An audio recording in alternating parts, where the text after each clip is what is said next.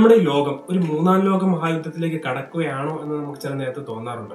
അത് മറ്റൊന്നും കൊണ്ടല്ല. ഇപ്പൊ നമ്മുടെ നാട്ടിൽ നടക്കുന്ന പ്രധാനപ്പെട്ട യുദ്ധങ്ങൾ എന്ന് പറയുമ്പോഴത്തേക്കും മണ്ണിനോ അല്ലെങ്കിൽ വെള്ളത്തിനോ ഒക്കെ വേണ്ടിയിട്ടാണ് പ്രധാനമായിട്ട് യുദ്ധങ്ങളൊക്കെ നടക്കുന്നത്. ഇപ്പം നമ്മൾ ഈ അടുത്ത് കണ്ട റഷ്യ യുക്രൈൻ വാർ പോലും ഈ പറയുന്ന പോലെ യുക്രൈനിൽ ഒരു പ്രധാനപ്പെട്ട സ്ഥലം പിടിച്ചടക്കാൻ വേണ്ടിയാണ് റഷ്യ യുദ്ധം നടത്തിയത്. പക്ഷെ ഇന്നത്തെ ലോകത്തിന്റെ ക്രമം അല്ലെങ്കിൽ ലോകത്തിന് ഈ പറയുന്ന ആക്രമണങ്ങളൊക്കെ തുടങ്ങാൻ അല്ലെങ്കിൽ ഇനി വരാൻ പോകുന്ന കാലഘട്ടത്തിൽ ഏറ്റവും കൂടുതൽ ശ്രദ്ധ ആകർഷിക്കുന്നത് ഒരു ചെറിയ സെമി കണ്ടക്ടർ ചിപ്പിന് വേണ്ടിയിട്ടാണ്. ലോകത്തിലെ ഏറ്റവും കൂടുതൽ സെമി കണ്ടക്ടർ ചിപ്പ് നിർമ്മിക്കുന്നത് ചെറിയ ഐലൻഡിൽ നിന്നാണ് ഈ പ്രശ്നങ്ങളുടെയൊക്കെ തുടക്കം. അത് മറ്റൊന്നുമല്ല, തായ്വാനെ കുറിച്ചിട്ടാണ് നമ്മൾ സംസാരിക്കുന്നത്. ലോകത്തിൽ 90% സെമി കണ്ടക്ടർ നിർമ്മിക്കുന്നത് ഈ പറയുന്ന തായ്വാനാണ്. TSMC എന്ന് പറയുന്ന തായ്വാൻ സെമി കണ്ടക്ടർ മാനുഫാക്ചറിംഗ് കമ്പനിയാണ് ഈ പറയുന്ന ലോകത്തിലേക്കുള്ള എല്ലാ വിധത്തിലുള്ള AI സെമി കണ്ടക്ടർ ചിപ്പുകൾ നമ്മൾ ഈ പറയുന്ന വാഹനങ്ങളിലും പ്രതിരോധ സംവിധാനങ്ങളിലും എല്ലാത്തിനും യൂസ് ചെയ്യുന്നത് ഇവരുടെ ചിപ്പുകളാണ്.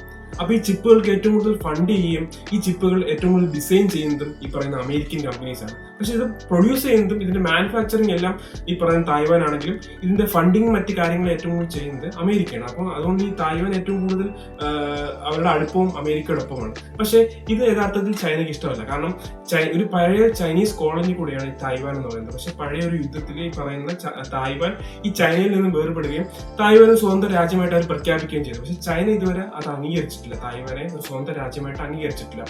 അപ്പം ഈ പറയുന്ന സ്ഥലത്തേക്ക് അമേരിക്ക കൂടുതൽ ഫണ്ട് ചെയ്യുന്ന യഥാർത്ഥത്തിൽ ഈ പറയുന്ന ചൈനയ്ക്ക് ഇഷ്ടമല്ല.